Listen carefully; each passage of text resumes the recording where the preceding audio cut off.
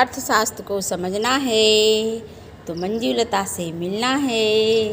इसमें कोई मुश्किल बात नहीं है, बस आपको मेरे चैनल को सब्सक्राइब करना है। Thank you. नमस्कार दोस्तों, इकोनॉमिक्स विद मंजुलता में आपका स्वागत है। और आज हम कक्षा 12 के अर्थशास्त्र विषय के अंतर्गत सरकारी बजट का वर्गीकरण या उसके प्रकार को देखेंगे। इससे पहले हमने आप वाले वीडियो में हमने आपको बजट का क्या अर्थ है, बजट के क्या उद्देश्य हैं और इसके बारे में मैंने आपको विस्तार से पढ़ाया था, बताया था। और मुझे आशा है कि आपको बहुत अच्छे से समझ में भी आ गया होगा। एक सरकार की आय और व्यय का ब्यौरा है, जिसमें एक वित्तीय वर्ष में जो आगामी वित्तीय वर्ष होती है उसके लिए अनुमानित आय और अनुमानित व्यय का विवरण तैयार किया जाता है। संविधान के अनुच्छेद 112 के अनुसार केंद्रीय बजट का निर्धारण होता है, निर्माण होता है, और 202 अनुच्छेद के अनुसार राज्य के बजट का निर्माण होता है। तो आपने बहुत अच्छे से समझ लिया होगा इसको।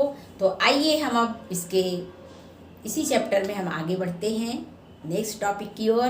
देखिए क्या है, मैंने इसमें लिख रखा है कि बजट का वर्गीकरण, यानी बजट के प्रकार कौन कौन से हैं। जब आय और व्यय की प्रवृत्ति या संतुलन के आधार पर क्या वर्गीकरण है, इसको देख लेते हैं। देखिए, संतुलन के आधार पर जो वर्गीकरण किया गया है वो आय और व्यय के आधार पर किया जाता है, और ये दो प्रकार का होता है। पहला क्या होता है, संतुलित बजट, और दूसरा होता है असंतुलित बजट।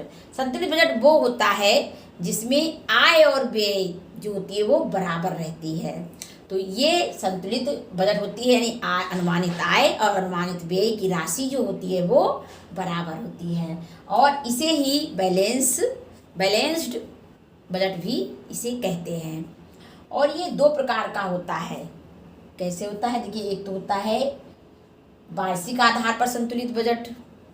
वार्षिक आधार का मतलब होता है कि जैसे कि मान लीजिए 2021 के लिए हमको बनाना है, तो हम 2020 के वर्ष को ले लेंगे और उसके आधार पर इसका निर्माण करेंगे। इसी तरीके से वार्षिक आधार पर जो होता है वो संतुलन बजट बनाया जाता है। और दूसरी इसकी प्रकार है कि कुछ वर्षों के आधार पर, यानी पिछली कुछ वर्षें और ले लेते हैं, इस आधार पर भी इसका निर्माण करते हैं। तो देखिए, हमने यहाँ पर लिख रखा है, इसको आप लोग अच्छे से अपनी कॉपी पे उतार लीजिएगा और बहुत अच्छे से समझ लीजिएगा कि संतुलन के आधार पर वर्गीकरण कैसे होगा। यानी आय और व्यय के आधार पर बजट दो प्रकार से हो सकता है। पहला क्या है, संतुलित बजट, यानी इसे बैलेंस्ड बजट भी कहते हैं, और इसमें आय व व्यय की राशि बराबर रहती है। और संतुलन बजट जो है ये भी दो प्रकार से हो सकता है। यानी पहला है वार्षिक आधार पर संतुलित बजट। वार्षिक आधार पर हमने आपको बताया कि जैसे कि हमें 21 के लिए बनाना है या हमें 22 के लिए बनाना है, तो 21 की जो वर्ष रहेगा वो आधार वर्ष माना जाएगा, और कुछ वर्षों के आधार पर संतुलित बजट।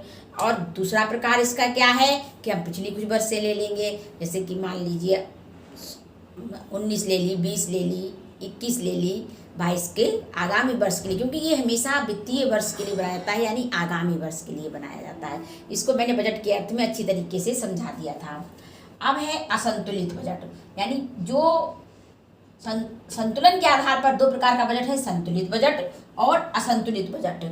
और संतुलित बजट में भी दो प्रकार हैं, यानी वार्षिक आधार पर संतुलित बजट और कुछ वर्षों के आधार पर संतुलित बजट। इसी तरीके से असंतुलित बजट जो है, इम्बैलेंस्ड बजट भी इसे कहते हैं। इसमें क्या होता है, आय और व्यय में समानता नहीं रहती है। इसमें क्या रहता है, इसमें आय और व्यय में समानता नहीं रहती है, और बजट में भी असंतुलन दो प्रकार से होता है। कैसे होता है, पहले होता है घाटे का बजट। इसमें भी बजट दो प्रकार से बनता है। एक होता है घाटे का बजट एक होता है, और दूसरा होता है बचत का बजट या आधी का बजट।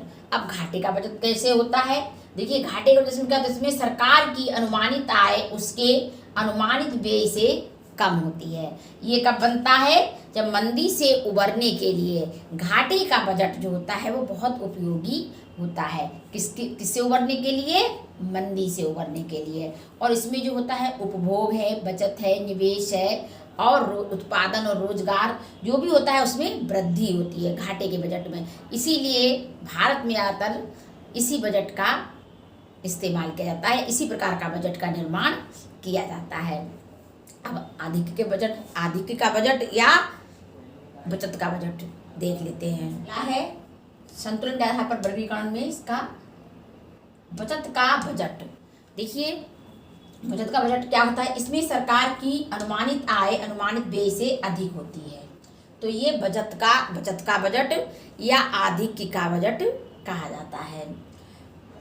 अब आपने जाना कि पहला था संतुलन के आधार पर बजट यानी संतुलित बजट। संतुलित बजट में 2 प्रकार थे। तीसरा है इसका कि बजट की मदों की प्रकृति के आधार पर बजट का वर्गीकरण, यानी पहला होता है राजस्व बजट और दूसरा होता है पूंजीगत बजट। यानी पहला होता है राजस्व बजट, किसके आधार पर है? ये बजट की मदों के प्रकृति के आधार पर। पहला कैसा था? आय और व्यय की प्रकृति के आधार पर, यानी उसकी कैसी प्रवृत्ति है, और संतुलन के आधार पर था। पहला संतुलन के आधार पर था संतुलित बजट।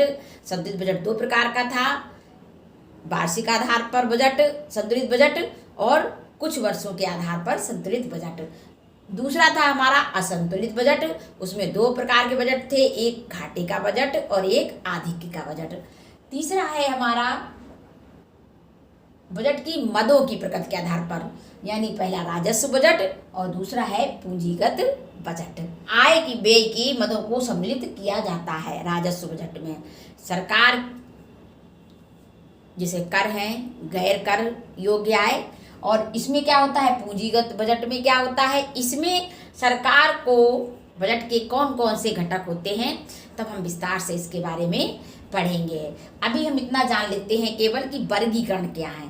तो हमने आज आपको बताया कि बजट का वर्गीकरण कैसे होता है। पहला है संतुलन के आधार पर, यानी आय व्यय की प्रवृत्ति और संतुलन के आधार पर पहला संतुलित बजट। और संतुलित बजट 2 प्रकार का होता है, वार्षिक आधार पर संतुलित बजट, दूसरा होता है कुछ वर्षों के आधार पर संतुलित बजट। इस प्रकार से हमने दूसरा वर्गीकरण पढ़ा, असंतुलन बजट, संतुलित बजट, उसको इम्बैलेंस्ड बजट भी बोलते हैं। ये भी 2 प्रकार का होता है, इसमें घाटे का बजट और आधिक्य का बजट। लेकिन जो मैंने आपको संतुलन का बजट, संतुलन के आधार पर जो बजट बताया, वो एक आदर्श स्थिति है, व्यवहारिकता में वो पाई नहीं जाती है। लेकिन हमने इसको घाटे का बजट और आधिक्य का बजट ये हमने देखा, तो हमारे यहाँ घाटे का बजट का निर्माण होता है, क्योंकि मंदी से उबरने के लिए ये वांछनीय बजट होता है, और आधिक्य का बजट जो होता है ये मंदी में ये अवांछनीय होता है, ये मंदी में कोई भी सहायता नहीं करेगा। और बजट की मदों की प्रकृति के आधार पर भी 2 प्रकार का वर्गीकरण होता है, एक राजस्व बजट और दूसरा होता है पूंजीगत बजट। अभी हम आपको हेडिंग बता रहे हैं, नेक्स्ट वीडियो में हम इसके बारे में विस्तार से चर्चा करेंगे। और अन्य वर्गीकरण के अंतर्गत भी कितने बजट हैं? पहला है आम बजट। आम बजट, इसको केंद्रीय बजट भी बोलते हैं, हम सभी लोग जानते हैं। और दूसरा है निष्पादन बजट, और तीसरा है जीरो बेस बजट, और चौथा है आउटकम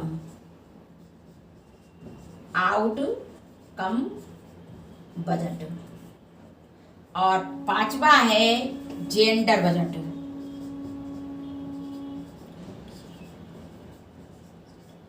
तो ये थे बजट के प्रकार। देखिए मैंने आपसे कहा कि हम आपको बजट के बारे में, जब बजट के एक संगठक के बारे में बताएंगे तो और ज़्यादा इसके बारे में विस्तार से बताएंगे कि ये क्या क्या चीज़ें थी। पहली तो थी हमारी संतुलन के आधार पर, यानी संतुलित बजट, वो जो 2 प्रकार का था।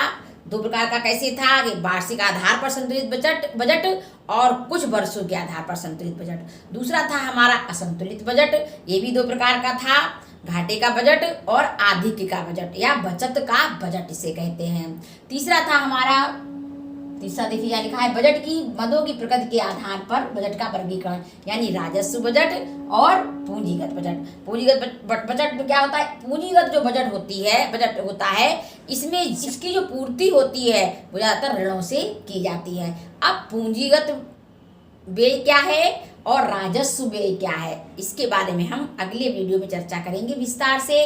तब आपको अच्छे से और समझ में आएगा कि पूंजी राजस्व क्या है और पूंजीगत क्या है, इसके बारे में बहुत अच्छे से समझाएंगे। लेकिन हमारे जो अन्य वर्गीकरण हैं जैसे कि आम बजट, निष्पादन budget, zero base budget, outcome budget और जेंडर बजट, इनके बारे में हम थोड़ी विस्तार से चर्चा कर लेते हैं। कि आम बजट, इसे परंपरागत बजट भी कहते हैं और केंद्रीय बजट भी कहते हैं। जब सरकार के कार्य कम होते थे, ये परंपरागत बजट या आम बजट से काम चल जाता था। लेकिन जैसे जैसे हमारा क्षेत्र बढ़ा, सरकार का क्षेत्र बढ़ा, वैसे वैसे बजट का रूप भी बदल गया। इसके बाद आया निष्पादन बजट। निष्पादन बजट से क्या तात्पर्य है, देखिए ऐसी बजट प्रक्रिया से है जिसके अंतर्गत बजट में शामिल कार्यक्रमों तथा योजनाओं का क्रियान्वयन इस प्रकार से किया जाता है ताकि अपेक्षित तथा वास्तविक निष्पादन के मध्य कम से कम अंतर हो, यानी जो अपेक्षा की गई थी और वास्तव में क्या उसके वो पूरे हुए भी योजनाएं, क्या वो कार्यों का क्रियान्वयन हुआ जिनकी अपेक्षा की गई थी। तो अपेक्षित और वास्तविक निष्पादन के मध्य जो है वो अंतर कम से कम हो और जो परियोजनाएं बनाई गई हैं उनका क्रियान्वयन इष्टतम स्तर पर हो सके। तो इसलिए निष्पादन बजट का निर्माण होता है। अब पहले क्या होता था, आम बजट से काम चल जाता था, लेकिन अब निष्पादन बजट को अपनाया जाता है। अगला है इसका जीरो बेस बजट। इसे जीरो बेस बजट को शून्य आधारित बजट भी कहते हैं और इसमें शून्य को आधार माना जाता है और जो पिछले वर्ष जो व्यय किए गए होते हैं उनको इसमें शामिल नहीं किया जाता है और इस पर ध्यान नहीं दिया जाता है। भारत में ये जो जीरो बेस बजट था इसकी शुरुआत हुई 1983 में, जैसा कि मैंने यहाँ पे लिख भी रखा है। शून्य आधारित बजट में शून्य को आधार माना जाता है और पिछले वर्ष के व्यय पर ध्यान नहीं दिया जाता।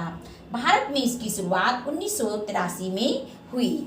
इसके बाद है आउटकम बजट। चौथा जो इसका भाग है वो है आउटकम बजट। इसमें क्या होता है, बोलचाल की भाषा में इसे परिणाम आधारित बजट कह सकते हैं। इसमें सरकार ये सुनिश्चित करेगी कि जिस मद में राशि खर्च की जा रही है उसका परिणाम भी सामने आना चाहिए। इसको कहते हैं आउटकम बजट, क्योंकि सरकार जिन योजनाओं पर व्यय कर रही है राशि को या खर्च कर रही है, क्या परिणाम भी निकल करके आ रहे हैं। ऐसा तो नहीं है कि खाली राशि तो खर्च हो रही है लेकिन योजनाओं का क्रियान्वयन सही तरीके से नहीं हो रहा है। अगला इसका है पांचवा, जेंडर बजट। जेंडर बजट क्या होता है, इसको लिंग आधारित बजट भी बोलते हैं। इसमें क्या होता है कि जैसे जो लैंगिक समानता के लिए जो कानूनी प्रावधान बनाए गए हैं महिलाओं की सुरक्षा के लिए, बालिकाओं की सुरक्षा के लिए और शिशुओं की सुरक्षा के लिए, इसके अलावा भी जो योजनाएं होती हैं, कुछ योजनाएं बनाती है जिनके लिए धन को आवंटित करती है। तो जैसे कि अभी चल रहा है हमारा मिशन शक्ति है या बेटी पढ़ाओ बेटी बचाओ जैसे कुछ योजनाएं चल रही हैं, तो इन पे जो खर्च किया जाता है तो इनका मुख्य उद्देश्य ये होता है कि महिलाओं और पुरुषों के बीच में समानता लाने का रहता है और उन्हें विकास की मुख्य धारा से जोड़ना रहता है, जिस प्रकार पुरुषों के समान महिलाओं को भी विकास का लाभ मिल सके। तो आज हमने क्या जाना, बजट के वर्गीकरण के अंतर्गत हमने जाना कि संतुलन के आधार पर बजट दो प्रकार का होता है, एक वार्षिक आधार पर और एक पिछले वर्ष के आधार पर संतुलित बजट, यानी कुछ वर्षों के आधार पर संतुलित बजट संतुलन के आधार पर, और दूसरा होता है असंतुलित बजट। इसमें भी दो प्रकार होते हैं, घाटे का बजट और आधिक्य का बजट या बचत का बजट। तीसरा होता है कि बजट की मदों की प्रकृति के आधार पर बजट का वर्गीकरण, यानी जो खर्च की जा रही है मदें वो कैसी है, बजट की मदें कैसी हैं, यानी राजस्व बजट और पूंजीगत बजट। पूंजीगत बजट को हमने पहले भी बताया आपको कि इसके बारे में हम विस्तार से आगे चर्चा करेंगे, लेकिन अभी भी हमने आपको बता दिया कि पूंजीगत जो बजट होता है उसमें ज़्यादातर भरपाई ऋणों के द्वारा की जाती है, और इसमें जो होता है पूंजीगत होने जो व्यय होते हैं इनकी पूर्ति ज़्यादातर ऋणों से की जाती है। और राजस्व बजट में क्या होता है, इसमें राजस्व प्रकृति की आय और व्यय को शामिल किया जाता है।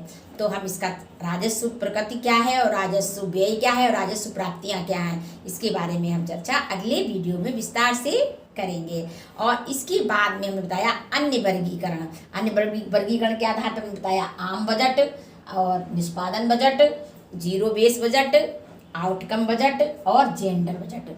इनकी चर्चा हमने आज बहुत विस्तार से की और हमें उम्मीद है कि पूरी तरीके से आपको समझ में आ गया होगा और आपने अपने नोट्स बनाना नहीं भूले होंगे आप, और भूलना भी मत, क्योंकि नोट्स ही हमें कामयाबी तक पहुंचाएंगे।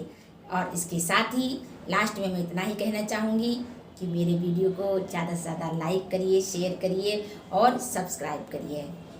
नमस्कार।